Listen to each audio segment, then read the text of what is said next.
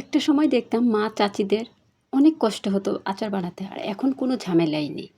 ঝামেলা ছাড়াই লোভনীয় মিষ্টি আমের আচার আপনাদের সাথে শেয়ার করছি।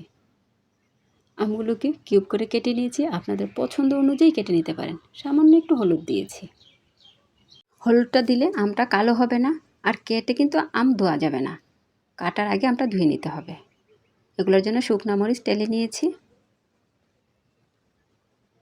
একটা কড়াই বসিয়ে দিলাম। আম অনুযায়ী তেল দিয়ে দিবেন। তেলটা পরিমাণ মতো আমি দিয়েছি, আর আস্ত পাঁচফোড়ন দিয়েছি। তারপর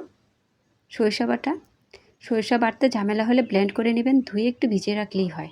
কিছুক্ষণ ভেজে নেব। তারপর দিয়েছিলাম রসুন বাটা, একসাথে ভেজে নিয়েছিলাম। এখন আমগুলো দিয়ে দিলাম, একটু নেড়ে চেড়ে লবণ দিয়ে দিলাম। তারপর দিয়ে দেবো চিনি। আমগুলোকে বেশিক্ষণ ভেজে নিতে হবে না, স্টেপ বাই স্টেপ সব মশলা দিয়ে দিব। তারপর আস্তে আস্তে নেড়ে চেড়ে আচারটা তৈরি করে নিব। আপনারা চাইলে কিন্তু এখানে হলুদের গুঁড়ো, মরিচের গুঁড়ো ব্যবহার করতে পারেন। আমি সামান্য একটু আগেই হলুদ মাখিয়েছিলাম, তাই আর হলুদ দেইনি। আর আমি শুকনো মরিচের গুঁড়ো দিব, এই জন্য মরিচের গুঁড়ো আর ব্যবহার করিনি। চিনিটা দেওয়ার পর অনেক পানি হয়ে যাবে, কিন্তু কোনো ভয় নেই। আস্তে আস্তে চিনি শিরাটা ঘন হয়ে যাবে, আচার তৈরি হয়ে যাবে। একটা সময় মা চাচিরা হলুদের গুঁড়া, সরিষা বাটা মাখিয়ে 2-3 দিন রোদ দিত, তারপর আচার বানিয়ে আরও রোদ দিত। কত ঝামেলা ছিল, আর এখন ঝামেলা ছাড়াই বছরের পর বছর আচার বানিয়ে সংরক্ষণ করা যায়। আমার বাসায় অনেক পুরনো আচার আছে, এখনও আলহামদুলিল্লাহ কিচ্ছু হয়নি। মরিচগুলোকে আমি এভাবে ম্যাশ করে নিয়েছি। আপনারা চাইলে কিন্তু ব্লেন্ডারে পাটায় করে নিতে পারেন। এখন মরিচের গুঁড়াটা দিয়ে দিব। এই আচারটা কিন্তু মিষ্টি আচার, ঝালটা আপনারা কম বেশি করতে পারেন। এইভাবে মরিচ ভেজে দিলে ফ্লেভারটা অন্য রকম আসে, আর খেতে অসাধারণ হয়। এখন দিয়ে দিব সিরকা।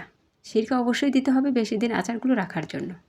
আপনারা চাইলে এই আচারটা বানিয়ে 3-4 বছর সংরক্ষণ করতে পারেন, কিন্তু অনেকে এতটাই আচার পছন্দ করে, আম ফুরানোর আগে আচার শেষ হয়ে যায়, আবার নতুন করে আচার বানাতে হয়।